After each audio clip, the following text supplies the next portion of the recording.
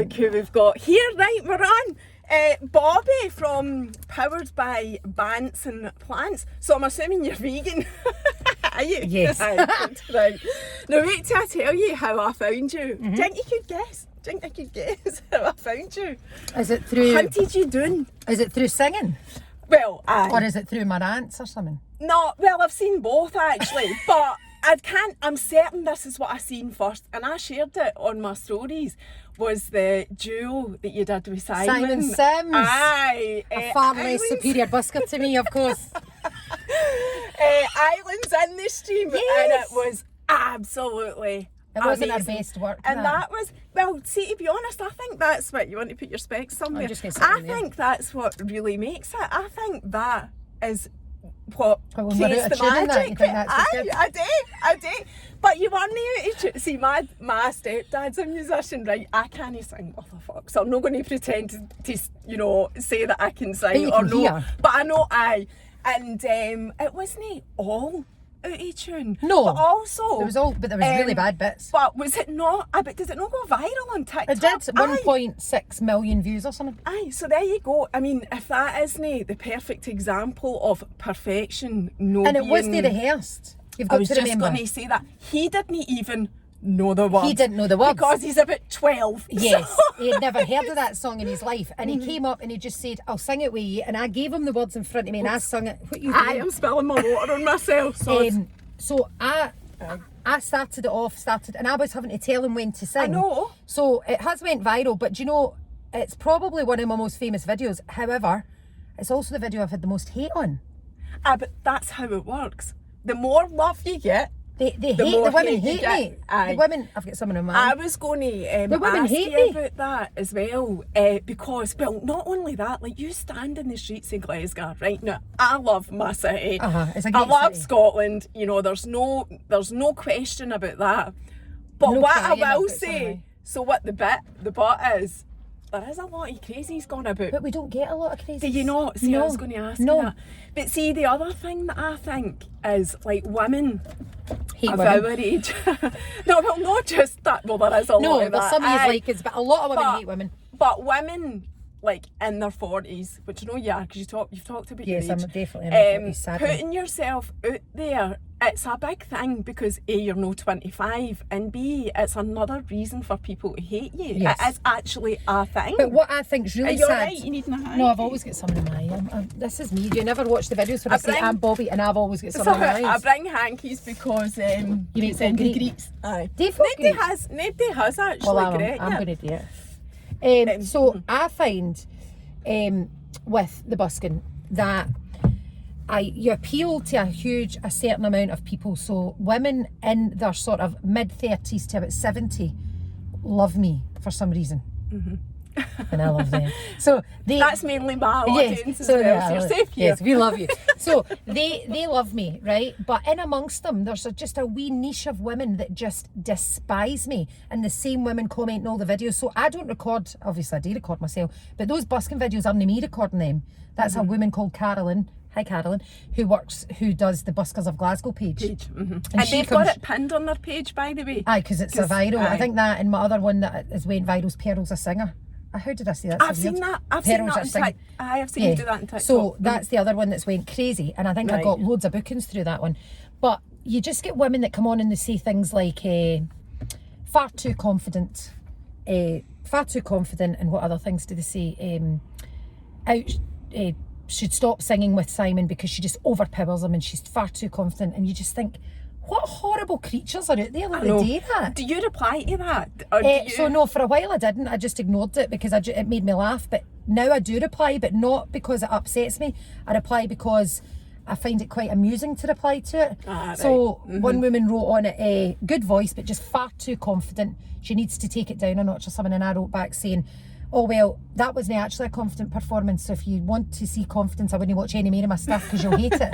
And then I just laugh. Aye. And then they don't come back to you at that. Then one woman was really quite No, they nasty. don't. People don't come No, back. they don't come back. Aye. One woman was really nasty about me. Now I don't care if you don't like my singing, but to actually insult me, I don't like it. You know, there's no need to insult other women. We should build each other Nobody up. wants a personal insult. No, Nobody's and going to I'm enjoy not that. putting myself out there to be critiqued in how I look or anything. You know, if I did that, I'd be in a different profession. And she put something really nasty. And I went on and replied to her, like quite curt. And then she said, oh, calm down. You don't need to be so cheeky. I thought, but that's the joy of the internet. Yes, no, and I don't think that is, and absolutely isn't, in fact, exclusive to you because Absolutely you're a not. busker or a singer Absolutely or whatever. It doesn't matter who you are.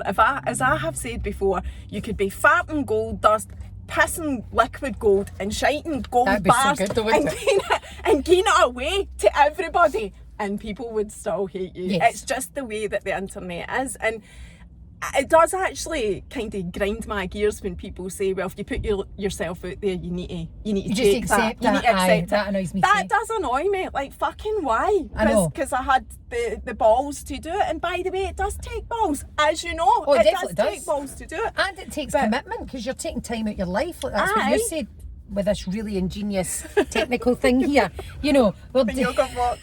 don't tell them what it is. Everybody knows. Oh, dear. Aye. We've got a yoga block on the camera here. It's brilliant. The phone is even Do a you actually use it for yoga? I have done in the past. That's a political answer. She doesn't use it for yoga. She just keeps it in the motor. What were we saying? We're digressing I don't know. Something about, Aye, so that's the downside of the social media, I suppose. And the reason we got talking about that is because I was asking you what it was like the streets in Glasgow as a I woman, don't and get it's all right. any grief really from anybody. But you have got a bouncer. I have Sharon, who's my bouncer. So there's actually a reason for Sharon that's way more deep than just being my bouncer for maniacs in Glasgow.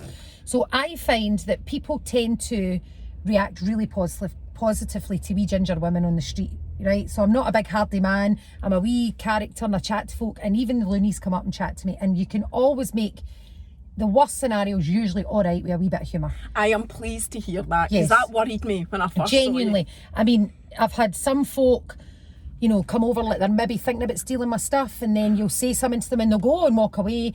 I had one, I don't know if you've seen it, a video where I had sort of 6 or 7 young boys that were all out their faces, and they were quite wild. They were throwing stuff, and it I was think I hitting saw my- bits of it. And actually in the video I don't realise I'm doing it because nothing I do is rehearsed. That's just me. Mm-hmm.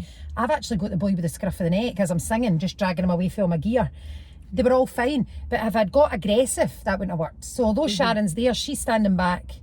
I'm actually managing the people because they take it better for me than her, because she's, you know, would come in and they'd start trying to fight her. So why is she there? Moral support? No, she's there because of a totally different issue of I actually do have a real life stalker.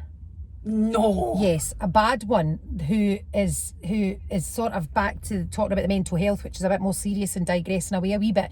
But we do want to talk about that, so it's Okay, fine. so I suffer now from chronic PTSD, which people would never guess when they see me, and crippling anxiety, but not anxiety about performing. If you stick a mic in my hand, I'm fine. It's about silly things like going to Tesco or answering the phone. So you'll never get me to answer my phone. I'll always text you. And the PTSD is following an incident at my work many years ago, and it was just horrendous, and it's still ongoing, and I've just got this horrendous, I was assaulted and I've got terrible PTSD because of it. And the person involved became obsessed with me after that and started, you maybe seen it on TikTok, thousands of messages on TikTok. No, I've not seen that. I knew nothing about All this. right, I so didn't know you did a thousands of stalker. messages on TikTok telling me they're coming to my house, slagging my child, telling me they're going to ruin my life, they're in my house, all sorts of stuff. Madness, really. But I'm not scared of this person at all. But Do you know who it is? Yes. So I'm not scared of them at all. And they're certainly old enough, they should know better not to behave like this. They've got children of their own that aren't that much different in age to me. Female. But at the time it was so severe when I first started busking. I mean, the messages were constant. There was reports constantly about me. It was awful. Sharon started coming along in case there was an encounter with this person. Because she was your friend anyway and Yes. wanted to offer support. Correct. So she came along and said, I'll stand and I'll deal with this person if they come. Now, because they were saying things like, oh, I'm going to come and see you. And it was all threats. Anyway, they never have. And as usual, people like that tend not to. Yeah, that's right. However, it's important if you are being stalked to realise that the police are utterly useless about things like that. And TikTok are just the worst platform in the world for that, because they won't even release the person's info because it's not serious enough. So So how long ago did it start? 2019. So a good 3 years? 3 years, Aye. Jesus. So it stopped actually. Now I'm talking about it, it might start again after they see this, but it's stopped for a few months now. But the last lot was really very bad and the police had to be involved. It was actually horrendous and it made me really quite unwell.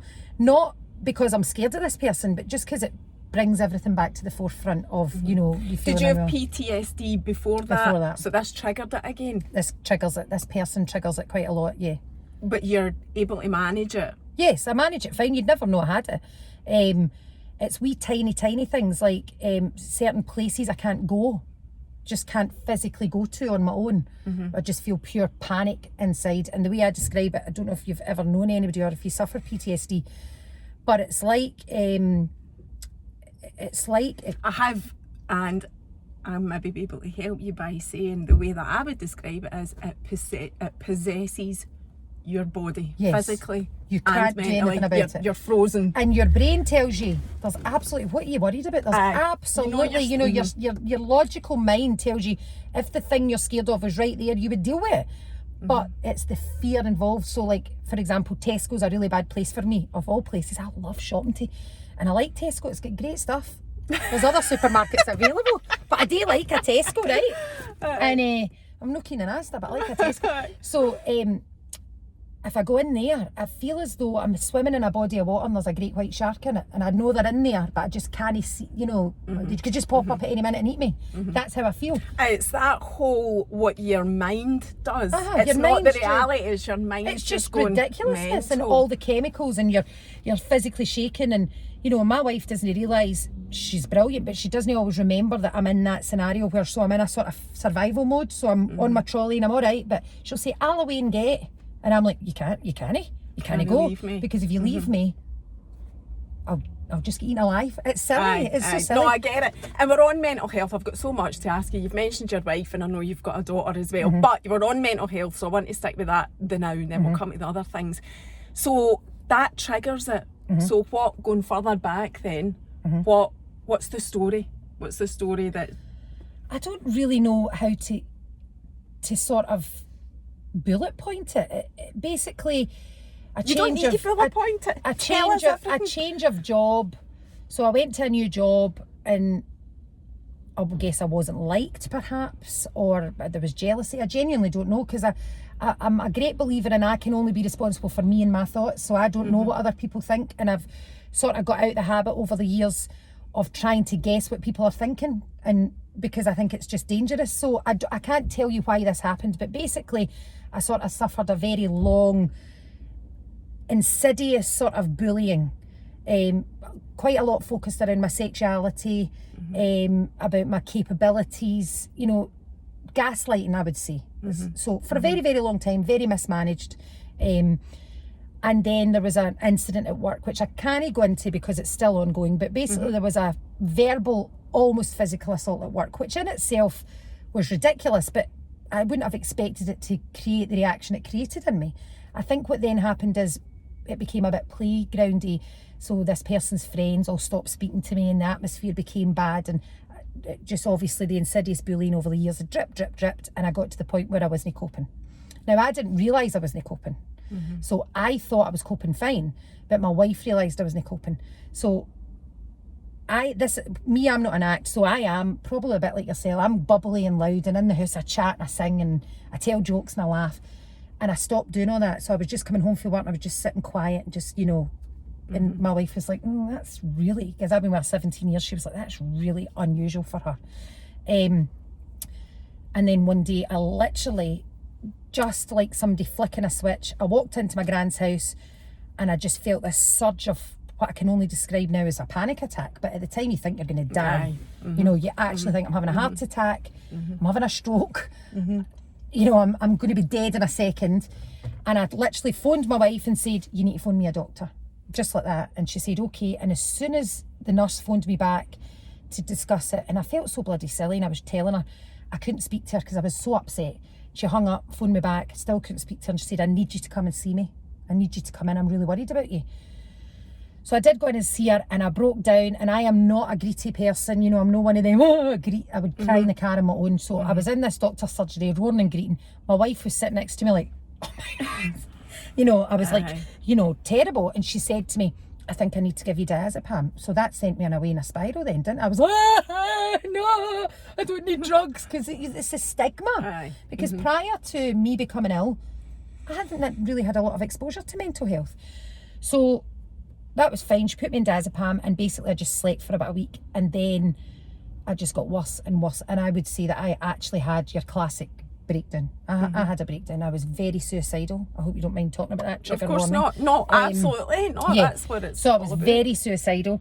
And again, I think, would I change it? No, I probably wouldn't change what's happened, because it's made me a far better empathetic human now.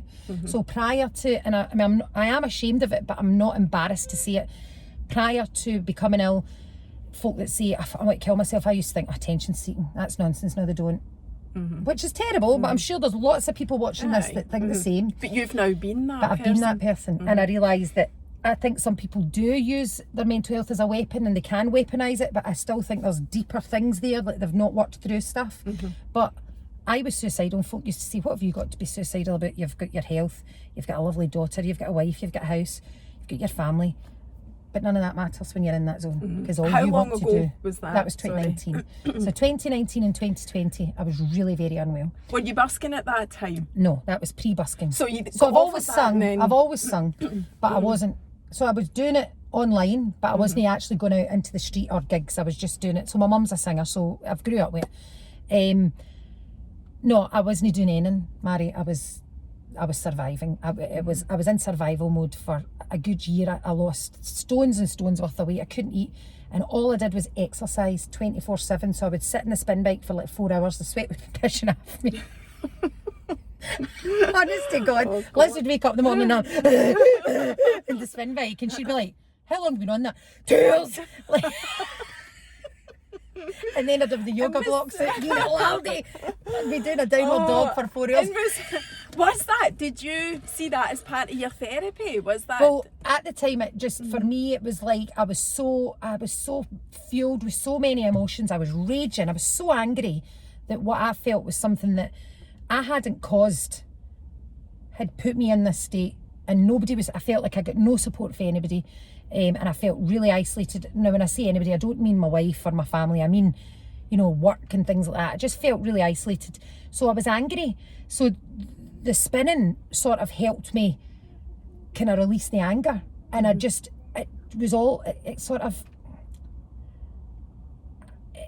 was sore. So it was like, it felt quite good, because I was kind of hurting myself. Does that make sense? And I thought it was totally healthy until I got a counsellor. And she said, how many times have you spun this week? And I think it must have been Tuesday. And I said 5. And she went, right. So you do realise this is self-harm you're doing? And I was That's like, what I was going to say. I was like, no, it's not. Don't be silly. As I'm spinning, talking to her. Bleeding. Slashing myself. No, whipping my back with my yoga strap. She said it's self-harming, you need to stop. Can you go down to 4 times a week? And I was like, oh no, I can't. And I felt pure panic. She said, what about 3? She said Monday, Wednesday, Friday. I said, can I do Monday, Wednesday, Friday, Sunday? And she went, yes. I said, okay, I'll try it. And then, she's done so well, I don't do it at all now. So. You're totally recovered. Oh, honest to God, she worked wonders. I don't go near the bike now. So that was 3 years ago. Was that the first time you'd ever actually experienced like mental health issues to that point? And what are you, 44? Shut up, cheeky bastard! I'm 40. No, sorry. 44. I'm away. It's 44. Cheeky bastard. God. Oh, how do I get This is over. back? This is over. Press stop. It's not because it's not What age are you? Well, I'm much older, so I can't speak. I'll be 49 in 2 weeks. Oh, she's good for 49 up close. I didn't think you were that age because you looked that. I thought I remembered you saying you're that. so cheeky. Don't try and get. I'm shut out now. I'm not I'm interested. sorry. I know. I feel so bad now. I'm So you sorry. should. 40 moving fucking moving 4.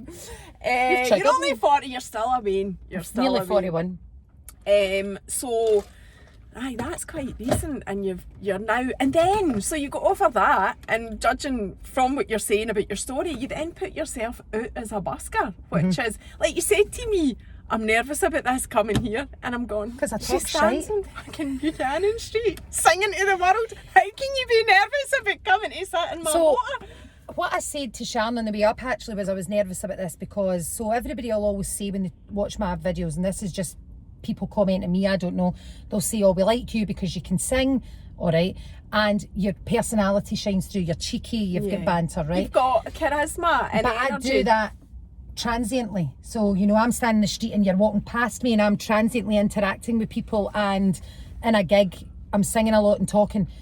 But me actually just sitting talking to you for a period of time, I thought, what have I got to say? I'm boring, and what am I going to talk about? Aye, when the focus is on you, that's a different story. When you don't have mind to the kind of speak. transient. Aye. But when you're actually, and I knew you'd be talking about some things that I don't openly talk. I mean, that's not true. I talk about mental health all the time. Only this week on Facebook, or was it last week, I put quite a raw post on of a video of me crying because I was having a really bad I've not day. seen that. Oh, I can't watch it back. I was distraught. I had a really, really bad day. Over nothing, by the way. Nothing triggered it. So I talk about mental health and I am not ashamed of it. And I'm not somebody that says, you know, oh, just that's nobody's business. Nobody needs to know about that. Like your granny would say. Yeah, nobody, like when don't you let came the out as a neighbours lesbian, know. you know, don't tell anybody to When did you come out? I think it was about 16. I've always been. So you've. Aye. I don't remember being in, if you know what I mean. But I'll tell you a funny story about coming out. Aye. Sorry, I don't Aye. No, do good. any. So, I obviously knew I was gay from very, very young, but bear in mind we're old, right? I mean, I'm Aye, not I 44 know. old, but I'm old. Never. In fact, I'm deleting you as soon as I get this now. And blocking you. I don't give a fuck about your interview. So, it's so good now, children coming up today, that they can just be who they want to be. My daughter's 9 and she talks about, oh, I'm pansexual and I'm gender fluid, and that's great. Okay, I don't understand it all, but it's superb that she's got the freedom to do that. I didn't live in that world, as you didn't live in that world either. No. So being gay was still, your granny would go, you're a lesbian, and tomboy. Yeah, you'd be she's a tomboy. So, and it was all hush hush, and the lesbians would live in wee houses and they'd go, she's a lesbian, she lives with a friend, all that. So I knew there's gonna be a crash here right in front of us. Come on now, calm down, son. He's driving his daddy's motor, that's not his motor. Do you think so? I'm getting the feeling that he spends every single penny's maybe. wages on it, but I don't know. But yeah, so you got a car. It's been a bit of That don't impress me I much. know, we're not interested. You're not impressed with your motor. We're He's in a nice parking motor. right next to Do him. you have a yoga block in yours? No. So Got a couple of 40-year-olds Aye. coming. A 44-year-old and a 49-year-old in the motor. Cheeky. So I couldn't. I knew I was gay. Well, I knew I didn't like men or boys, but I didn't know what gay was because you didn't have the internet. You didn't have mobile phones, for God's sake. That's how old we are. I know. That's frightening. Aye. So I didn't know what gay was, but I knew one woman, and if you're watching this, you were in the indoor market many years ago and she was a butch lesbian, and I knew Indoor market where? in Kilmarnock. Angela, and she was a butch lesbian, and so she was like, like a beacon of lesbianism. She was. I noticed her as a lesbian, so I used to hang about and talk to her quite a lot. I didn't fancy Angela, by the way, but I used to like her because she was gay. And then a bit of a role model for you, do you think? Well, no, because I didn't want my hair short and wearing, jackets and that like her. But just the fact that she was an openly gay woman. Do you know what I mean? She was going out with somebody. She was a gay woman and she lived her life. So I liked that. I was like 14 or something. So anyway, my mum eventually one day just asked me if I was gay, and I did the whole thing, the Camden Bar. Oh, absolutely not. Oh, no. But obviously I was. So that was fine. And then my mum she totally accepted it. Fine. And my mum's, very theatrical, into music, just like me. I'm sure you've shared the video of your mum. Yes, I've seen but it. I haven't really done that, mum. She Oh doesn't God, like it. sauce. But folk are coming up to her on the street and saying, "Oh, I've seen you singing." And she's like, "No, that's not me. That's my daughter." And she's like, "No, that's you." She's like, "Bobbie." So anyway, I deleted it again. So she was totally accepting, but we didn't need to tell anybody because it was nobody's business. One of these things in those days. Aye. So my granny didn't know, and obviously I was about 17. And I was heading out and I was getting into all the gay bars, and I was a pure wee scene queen, and loving it.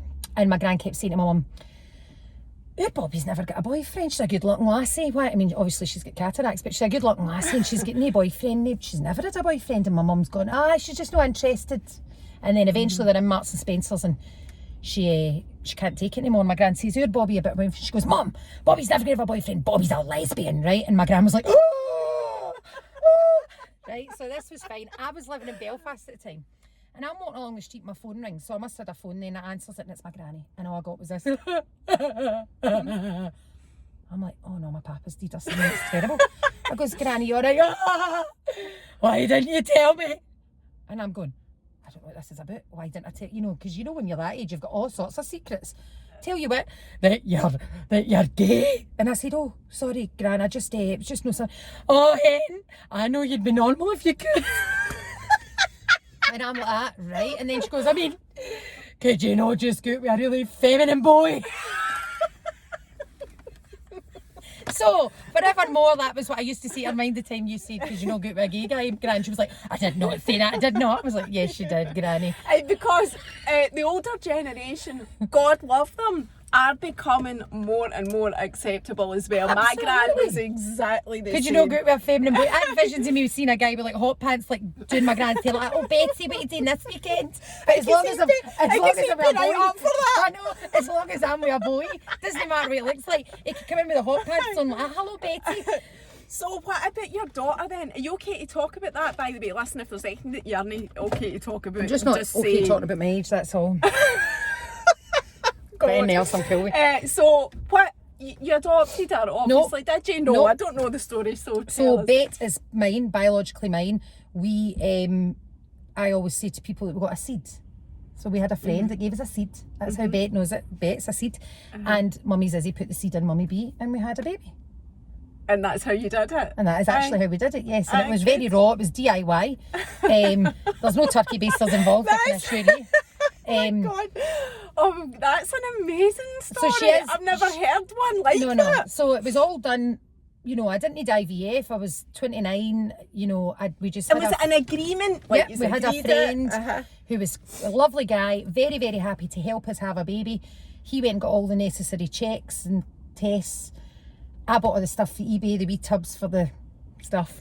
And got them delivered, and then we went to London because that's where he lives. That's where Liz is from originally. Oh right, that's right, because I've heard her voice in the background. And she says things all wrong like Billy Joel and all that. But, and then we went to London and we got 3 samples. So I, being a lesbian from the day dot, I didn't really know what the semen was like. So I thought I was going to get something like out of Ghostbusters, like the ectoplasm, a big flask brimming over. But it's just.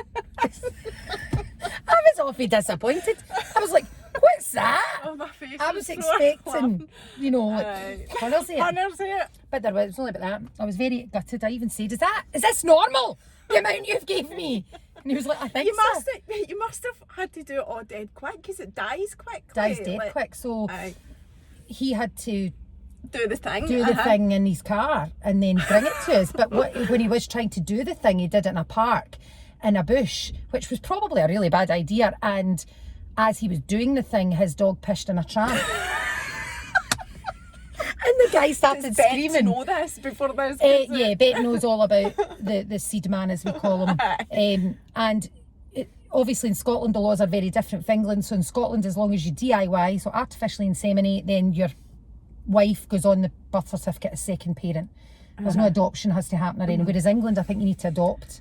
Like the other mum has to adopt the baby. So there's none of that. No how did you know how to do that? Did you just Google it? Just Googled. I would not have known that you could I didn't either. But you have to be married. So that was the first thing. So we got married because we loved each other. But also we had a bit of a plan. So we got married. You have to be married in order for that to apply. And then we arranged the seats and we did it. And I got pregnant first time. Oh, that's incredible. First time. What a story, Bobbie. What a story. I wasn't expecting that. And the really, really creepy thing is that she looks very like Liz when Liz was little. So there's pictures of Liz and Bet looks very like her, even though they're not related. But obviously lots of people get confused because when you're out and as a same-sex family, people want to put you in boxes. So they'll, you know, it must be my daughter and that must be her gran, and you know, because Liz is older than me. Aye, she's and we're not talking 44. She's older than me as well, so that's so fine. You get people put you in boxes, but yeah, she's 9 now. She's And did great. you only ever want one? Aye, she's fab. She's a wee superstar. She's all over your pages. Did I want one? I never ever wanted kids. And then you fall in love with somebody and you think, nah, we should have kids. So basically I didn't want to go into a nursing home, so I thought if I had a Wayne, maybe she would, and I blackmailed her enough, she'd maybe keep me at home with her.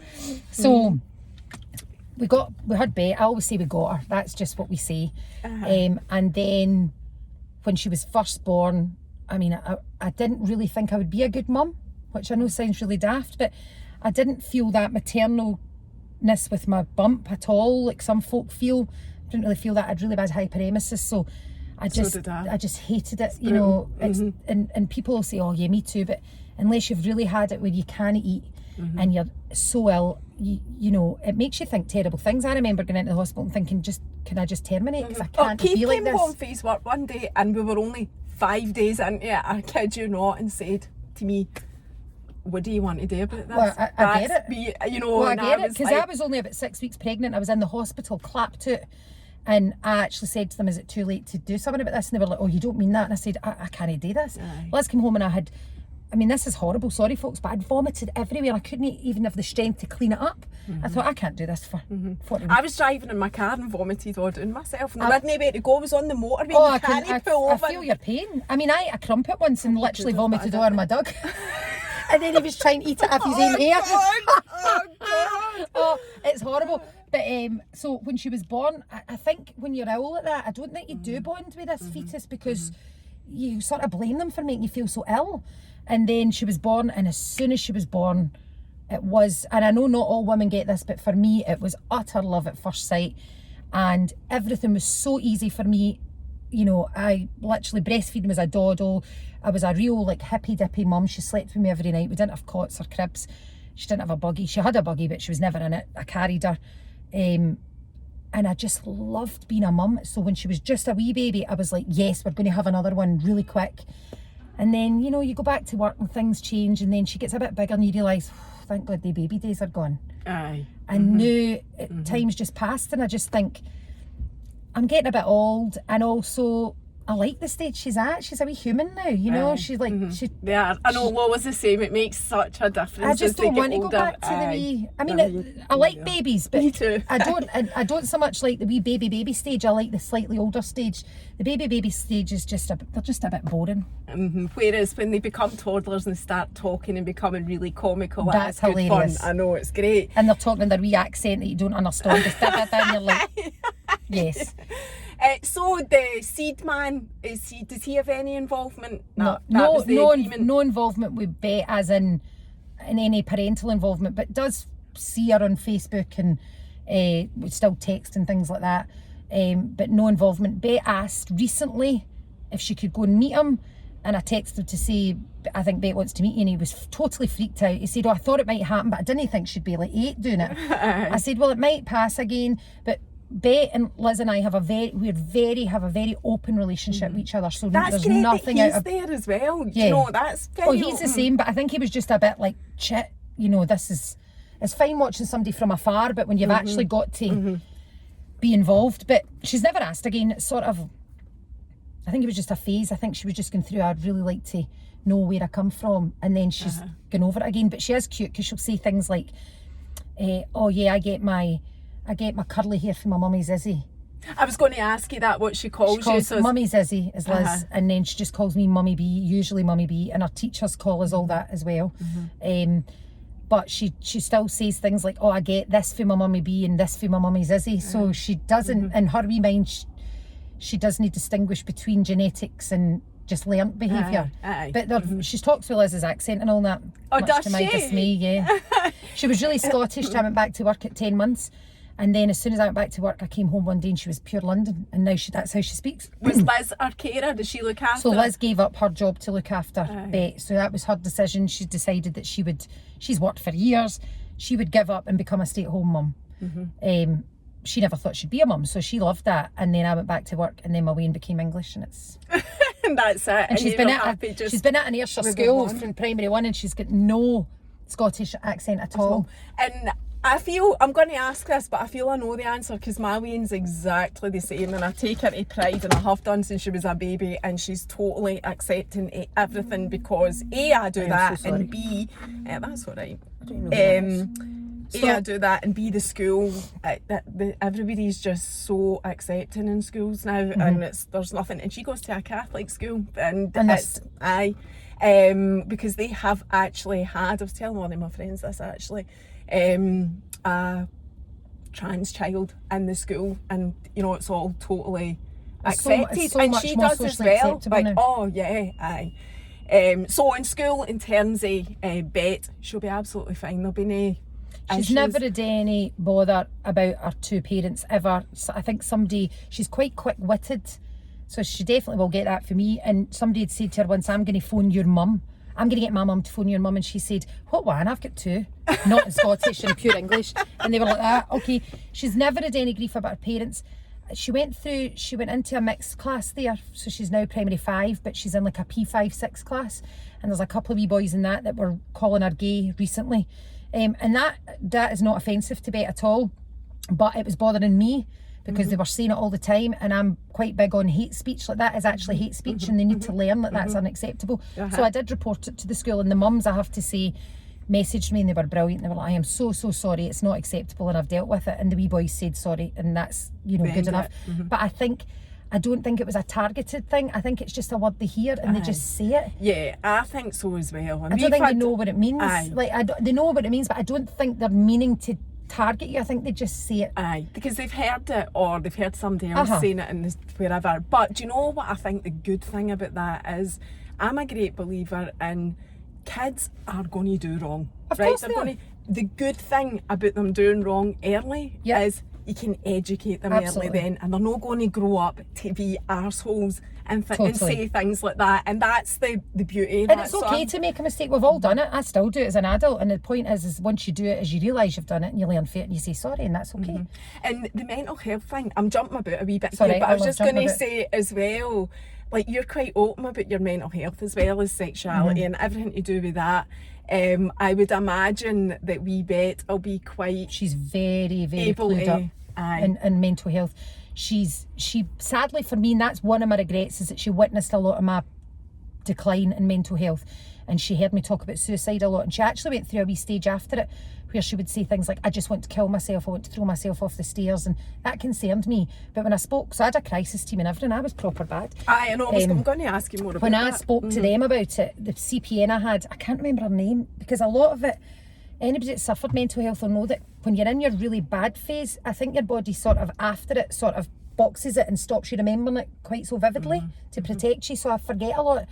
But I spoke to my CPN who was superb, and she said, see what you're explaining, that's totally normal. Children are watching you, they're processing it, and they're saying it back to get a reaction. She said, and the worst thing to do would be to say, don't ever say that, you'd better explain to her about it. I said, okay.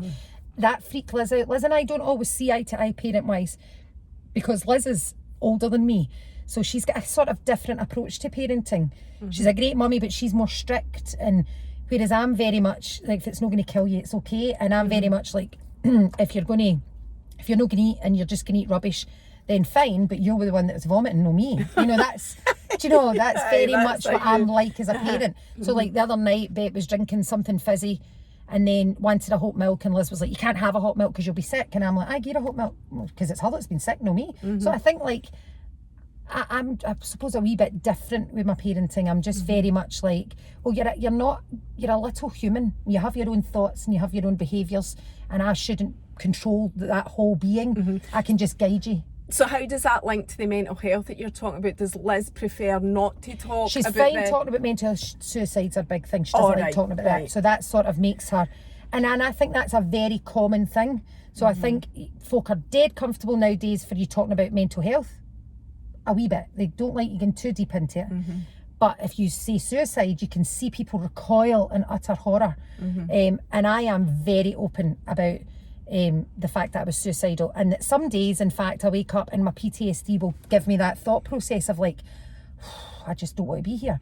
But it's transient, it goes again.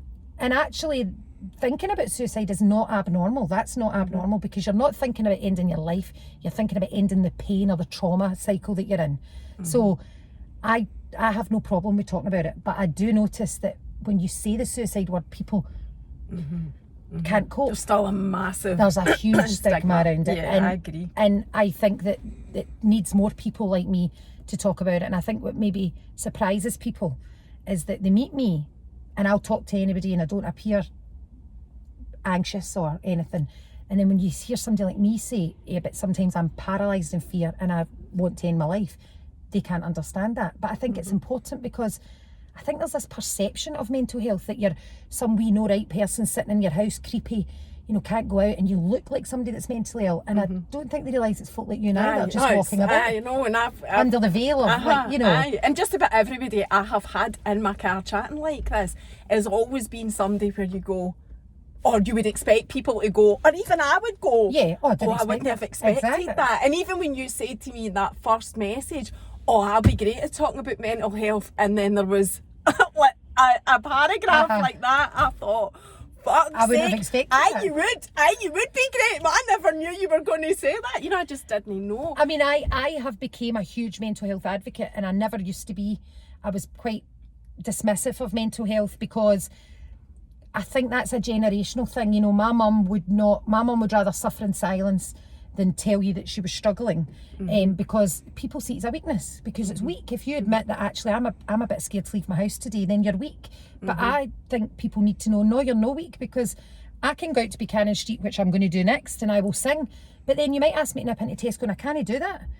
But it doesn't make me any less of a person. So I've become a huge advocate, and I'm really, really will never be silenced talking about mental health, and I will never feel that I have failed as being a human because I've got a mental health problem, or that I need a bit of medication to keep my mindset good. Never. Nobody will ever tell me that I'm less of a person, and I really think that so many folk walk about thinking that, and it's a great shame. Yep, and we just need to keep talking about it and educating people. So where are you now? You touched on it there. You were talking about medication, because I want to talk about your music as well before we finish, because I know you've got a gig and all of that coming up.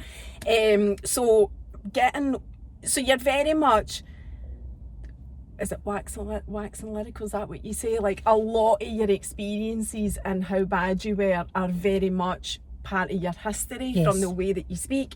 So how did you get from that to this now? How did you overcome all of that? Because that is quite dark, Bobbie. That is, it was dark. That's a big fight, a big battle, a big journey to get to sitting here. I know you were nervous about coming here, but you know that most people are. But how did you get from that to sitting here talking about I don't really know, if I'm being honest, Mary. I felt so bad, and I really thought I'd lost the fight so many times, and then something just sort of, so I've got a really good friend, Jackie, who I don't see anywhere near enough, and she is like a much older and less good looking and not as funny version of me. I've got to say that, because if she watches it, she'll expect me to say that. So she's basically like me in 20 years time. Do you know, we're so similar. And when I say to folk, my best pal Jackie, they're like, they can't see it, but her and Liz were my utter rock through it. And I used to phone her broken, and she would say to me, I know you're broken, but this isn't you, and you will fight, because I know you, and you'll suddenly start to fight. And I was like, no, I can't fight. It's just, I'd be better not being here. And then one day I just did. I started talking about my mental health, which was before I had hidden it, and I realised that as I was talking about it, people were coming to me and saying, oh God, I can totally sympathise, I feel the same, you talking about it's really helped me. So then I realised, wait a minute, I'm not fighting this battle entirely on my own, there's hundreds of people like us. Counselling really helped me, so I did CBT, and it was really, really good. And I was an anti-counsel before that. Privately or through? No, actually through a place in Kilmarnock called The Station, which has got like a mental health area, sort of an outreach thing, and it was a mental health worker that put me in touch with them. So through the services that you were getting, so I think they're on Facebook, The Station Kilmarnock, and basically you can just register and go along, and they have, throughout the year, they'll have so many counselling sessions that they can offer free, but they do lots of sort of group sessions, which is not, I'm not into group sessions. I didn't even like going to Slimming World, because they all talk about what they eat all the time, and I'm just starving. I did. And you know, you're in there and they're like, oh, you've lost a pound, well done. No, this fat bastard's no lost anything. I mean, it's just no for me. I used to be like, oh, I want to kill myself in here. So group therapy's no for me. And they said, oh, you know, we'll give you CBT. And obviously it was during COVID, which was also difficult because you're having a breakdown amidst a pandemic. So you can't do face-to-face interactions with people. But in a way it benefited me. And sideline is the pandemic, I actually felt came at a lovely time for me because everything shut down. So it meant I could actually drop out of the world guilt-free. So they said go to counselling and we'll give you these, I think it was 5 weeks of free counselling, and I was adamant I wasn't going. I'm not going to speak to a stranger what can a stranger tell me? The first one, I drove out in my car, I couldn't talk about it in front of Liz, and parked up, and she phoned me and I was very, you know, stony and didn't want to talk, and by the end of it I was like, oh my God, you're amazing, this is amazing. And she ended up doing it for 16 weeks and gave me all these tools in my toolkit to deal with it, and it transformed me. So I think that helped me, and changing my mindset and thinking that, you know, sometimes what you think you need to accept are just a thought, it's not a fact. So I've got really good at that, much to Liz's dismay, because, you know, say somebody texts you and the tone's off. Once upon a time I'd have been like, are they being funny with me? What are they thinking? See, now I just read what it says, and I don't go beyond what it says. So that's the fact. I don't know what they're thinking, so I'll just need to wait until they come to me. And then my singing, I just started putting my singing out there a wee bit more. People were receptive to it, and that I think that's really what's cured me, because when I sing, I can honestly say I do not have a worry in the world. As soon as I put the mic in my hand and start to sing, I get transformed into whatever that song is. I mean, I believe I'm Jolene, you know, I'm like totally in that. So I just... oh, you don't sing Jolene, because he was clearly a pure dick. Aye, but Jolene was gorgeous with it here, and you know, no, but whatever I'm singing, you know, whatever I'm singing, if I'm singing Jolene, I'm thinking I feel Dolly Parton's pain. I'm transformed. It's a brilliant song, I have said it's that, a great but song. I always say, but he was clearly a pure dick. Why He would you was. want Jolene not to take him? I'd be fucking geen him. And why would you leave Dolly? Why would you go and get a burger when you've got a steak in the house? Do you know what I mean? Exactly, I know.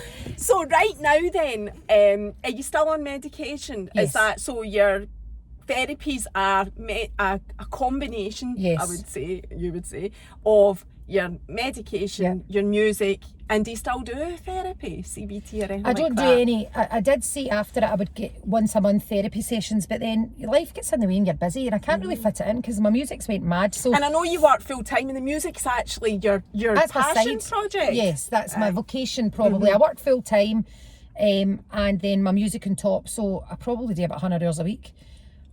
But that's how you Because like I do about 30 hours rehearsal, you know, add new sets and stuff like that. So I'll take it very seriously.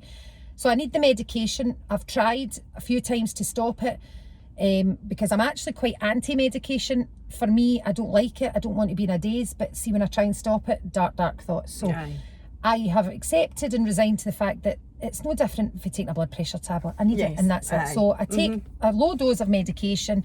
I no longer need breakthrough drugs. I used to need diazepam or propranolol. I tend to not need that because if I'm feeling really ill, I'll go and do other coping strategies. So things like I'll go up and sing.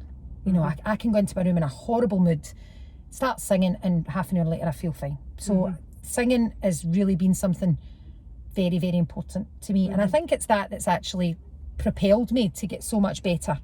But I'll never be the same Bobbie as I was before. And are you different? No, it doesn't, because you're an amazing Bobbie now. I didn't know I'd the say Bobbie I'm different, before. yeah. But I'd say I am, yeah, I definitely am different. I was somebody that never was affected by low moods or anything like that, and I am, and it's debilitating sometimes, and it frustrates me, but I just accept that's who I am. That's who I'm going to be, and it's not a weakness. So got to drive a bit fast in here, didn't I? you are who you are. And you're a big ranger. Aye. So your music, right, so where can we see you? I have been on Buchanan Street. I know you're doing a gig, we'll talk about that in a minute. I have been on Buchanan Street And I've not been loads there. of times, and I can't find you. That's I'll not say to good Keith, enough. I'm going up to the top to see And you would Bobbie's hear here. me. I've looked for you. So I used to do Buchanan Street all the time. So essentially that's what I started doing.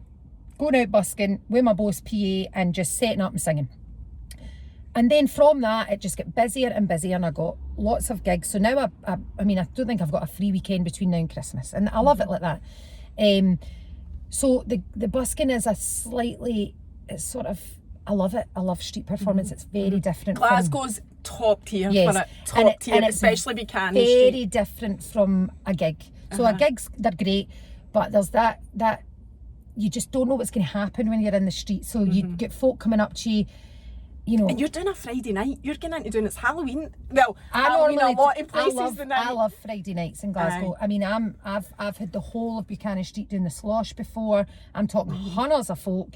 You know, folk come up and sing. Folk love it when you invite them up to sing. And, you know, I don't get them shouting obscenities through the mic. Nothing like that. They've all been superb. It's just a great atmosphere and it's unpredictable. And I like unpredictable. I don't like it everything too planned. So it works for me. But in terms of seeing me, I'm going the other day. And then, where will you be the day? well, that's the hard one. I can't really commit because Know I've that got this will be several- out in time No. anyway. It's going out the night. I mean, you will better it get out this the night. edited in the next half hour. I am not editing it. It is It's going out. out raw. Oh no! No, it goes. I don't edit. It goes. out Jesus as it Christ! is. Yoga blocks in the editing. No, I need to look into the contract mode before I agree to this. Aye, so you're whereabout will So- you be though the night anyway, just out of interest? I'll be in my house tonight. No, in the when next you're few hours, busking, I'll aye. either be outside Timpson's, so across for the old for Lush, you know. Aye, I know where you're. I'm Yeah, forgetting there is a wee toty touch. TGI's, or I go up Yes. outside Starbucks. And Apple Store. That outside TGI's, that's Malachy sits there sometimes. That's a prime spot. That is a prime outside. spot. Aye. So Folk how do fight you for get that. it? I was just going to say, do you book? Do you have to book? No, to get no, your- no. You just fight. So you don't pay the council for busking? No, there's no but I busking wonder- fees in Scotland. Really? I didn't know that. There's no busking fees in Scotland, and there's actually none in England. There's just certain streets in London. There's busking fees and stuff, and there's no time limit, so you can literally busk whenever you want. The police are brilliant. They just, I mean, half the time they'll just come and dance along. They don't Aye. care. You get the odd kind of What, complaining PC about pod what? that'll though? go, turn it down a wee bit, and Oh, you're like do that. they? Okay, and they walk by and you go, no, and they never say it. I think That's it's just like being in corporate. yeah, I think they just feel they need to say something. They walk by, you know, and Aye. you smile at them and they go, turn it down. You're like, okay. So I go outside the Apple Store as well, which is a great spot, and then further up at the old Paper Chase because you can be under. Aye, I've So seen they're you the spots I there. go. Right. And I'm also busking in Silverburn coming up inside. No way, are you? Yes. That'll be an amazing So the acoustic. I know that's what I said. Oh, it sounded really you were talking about there. Oh, the acoustics in there were fabulous, Bobbie. See, I grew up with music. Well I done, can't you. sing it, but I grew up with Oh, it. the acoustics So will be where so were you? interesting. Get me a job So in right NME outside H&M, apparently. Oh, aye, right. So On that's kind of the middle. Aye. So I'll be there on the Next to the old 13th. Debenhams. Aye. That's right, the old Debenhams. Aye. Aye. I'll be there on the straight across for the Krispy Kremes. Aye. I know exactly where you are. Aye. So I'll be there on the 13th, which is no next. Is that next? No, the two The weekends following. away. Aye. And I'll Is also that a be Sunday? there Sunday, Right. and I'll be there on the 26th, which is a Saturday. Right. So I'll be indoors So people busking. can see So you bring there. your spare change. Right. If you don't, I've got a card reader. And you've got a what? A card reader? A You card have reader. not. Aye, I do. You've got that for gigs. You need No, I've got that for busking. What are you laughing at? Aye. Got all the avenues £3 covered. for a tap. That sounds really wrong, doesn't it? Tap it. That's brilliant. Mm-hmm. So, in terms of the streets of Glasgow, have you got anything else planned other than the night? You're going to be out in Buchanan Street? No. No, because You're too I busy. am far too busy. I've got Right. lots You've got of loads of gigs, which is great. birthday parties and retirement dues and pubs. I'm playing pubs in Lanark and shots and just so much Went on. to school and shots. And I wanted to get in about your own gig that you're Yes. doing. I want to make sure we Love get that it. in. Yes. So people, I am doing a I'm a gig. redeemed. I'm a redeemed. You are totally redeemed. Thank you so much. So I have a gig on the 3rd of December in the Horizon Hotel in Ayr. Now it's a seaside tune, but we're on ice down there. A wee bit weird, as Mary quite will say, because we're near. It's £20 a I ticket. didn't say She that. did I say said that. they're weird because they celebrate Halloween the night. No, it's only in Kilmarnock. Kilmarnock. It's Killyween. So it's in the Horizon Hotel. It's But you're not £20. weird, I'm joking. It's like, keep going. Nah. It's £20 a ticket. A Christmas night out, basically, isn't it? A Christmas party. What date did you say it was? The 3rd In December. of December. Right. And you need to come because, see, if not, I'm going to have to cancel it because at the end of the day, I have to not lose money at a gig. So I put it on because of demand. People were saying, can you do a gig and we'll all come? and I've sold a decent amount of tickets, but not enough yet to cover my costs. Right. So please come and buy tickets 3rd December. Now. In Ayr. Even if you're not coming, just buy them. That's it. Aye, you don't need to come. Just buy the tickets. Just play to an empty hall. That'd be good. Well, would you want to do No. that? No, your acoustic might be good. The but you acoustic don't would be really. phenomenal, What's the though. point if nobody can hear it? Right, so we're just about to finish. Okay. I wonder if you I would am no singing your song. Is that what you were about to ask? Oh, please! Oh, police, no Just that, chance. people love it. Oh, Just no. that, I cannot possibly sing in the Not most. the whole. You No, don't just need that. to sing. We're We're steaming fucking- up. I know. 'cause It's roasted warm in this outside. motor. I know. Do you want the What's windy the, doing? what's the temperature in this car? I Because you seem don't to be quite an know, expert but- at temperatures. I don't Oh, know. in there you tell us the temperature twice. I know, well that's because but that's the temperature outside because it's on my car, like 16 degrees yesterday and I think it's only 14. Oh, I would have, but I don't know what it is in the car, it's warmer. It's about built up, 35. See if I was a Doug now, in you'd the have to break the sunshine. windy. you get charged. You would. If you were a Doug now. She wouldn't even open the windy and I'm oh, what watching. about? Are you wanting the windy? No, I'm only joking. No, because I'm wanting you to quickly I am do no singer. one wee verse the Islands on the stream. Oh, come on, everybody. No! I can't just bust into a fucking song. Who do you want to be? Do you want me to be Kenny or Dolly? Well, No, I'm not doing it. I'm too embarrassing. I'm embarrassed. I can't do it. I'm going to. I was going to do it. I built myself up there. God. If you do Kenny, there's Like my sexy you'd be soap better song. doing. They're lovely. I know. Oh please, Bobbie. Oh, you Mary, sing you're a it. pain in the ass. I want to. I can't. Because then it's You do embarrassing. something. It's not. What do you mean it's embarrassing? Absolutely. You're going to fucking Buchanan. Aye, but I'm not in a fucking motor, just you and I going, baby, when I met you, Oh, there look was at me. peace I know. Like, I can't Come do it. on, I'll look at me. No, I can't. Any song, or even, do you know, that had me in tears because it's I a thought song you were from my gonna say Jolie. childhood. I would have loved you to do Islands in the Stream, but that's maybe a bit hard because it's a duet. I can't but split Drift Away. Drift Away was just. No! No, I don't want to. Oh, please.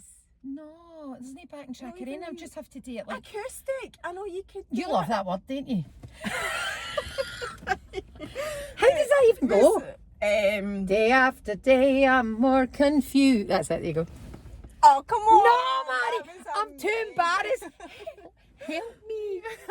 Give me the Right, is car. there no way I can convince you? No, I can't just bust it. It's song. It's mortifying. Right, well, okay. She's in the huff now. No, I was hoping you would do it. I would just shut up and you would do it. That's what I was Have we hoping. fell out? No, not at all. Bobbie's page has got that song on it. I'm Does going it? to. Aye, you did it. Aye, it's on your Instagram page. Aye, that's My because page that's has where got I it. saw it. And if people watch my stories, they know how meaningful that song is to me. But anyway, Why is it meaningful? because, well, there's a whole big story about my childhood. I told you my dad was a musician and my mum and my dad used to sing it when I was Oh. wee. And there's more and now more I and feel more to really the story. guilty. So, but it's all right. I'm not going to force you. It is on the page I'll anyway. sing it today, busking for you. Yes, and And I'll dedicate dedicate it to me. it to Thank you, and I'll record it and then I'll post it. Does that oh, sound fair? that's amazing. I would love that. Thank always you so redeem much. myself. We're all pals. We're all pals, we're no redeemed. arguing. Well, listen, thanks It's been so, lovely. so much. It has. I've thoroughly enjoyed it. I can't Just thank edit the you bad enough. bits out. It's not getting edited. See you later. Bye.